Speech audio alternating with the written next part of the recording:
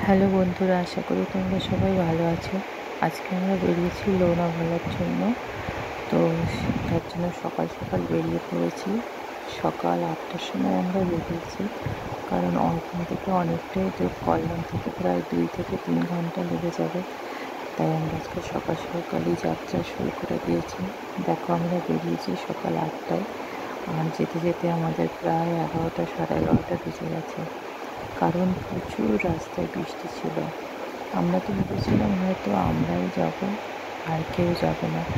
তবে রাস্তায় বেরিয়ে দেখলাম আমাদের মতন পাগল আরও অনেকেই আছে। ভালোই লাগলো বৃষ্টির দিনে বেরিয়ে। তবে অনেকটা জায়গাতেই আমরা দাঁড়াতে পারিনি।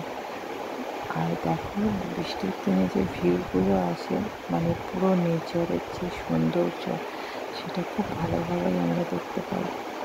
আর দেখো চারিদিকে কি সুন্দর লাগছে। বেশিরভাগ সময়টাই আমাদের গাড়িতে বসেই কেটেছে, তবুও ভালো লাগছিল যেতে। আজকের আমাদের এই যাত্রার সাথে তোমরাও আমাদের সাথী হও।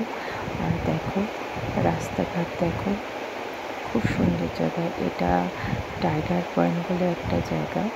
তবে আমরা বেশিক্ষণ এখানে দাঁড়াতে পারিনি, যেহেতু চারিদিকে খুব কুয়াশায় ঢেকেছিল।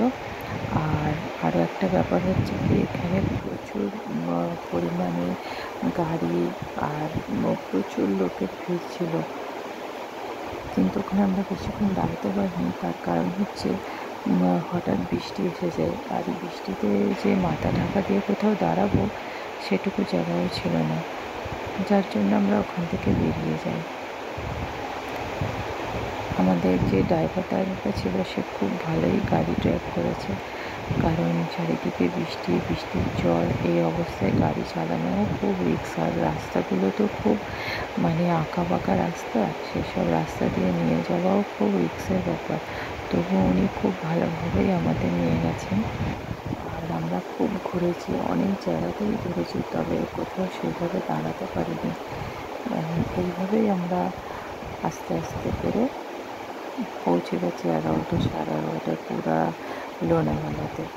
শুনেছিলাম লোনাভালা জায়গাটা খুব সুন্দর, তবে গিয়ে দেখলাম সত্যি খুব সুন্দর। যতটা শুনেছিলাম তার থেকেও বেশি সুন্দর।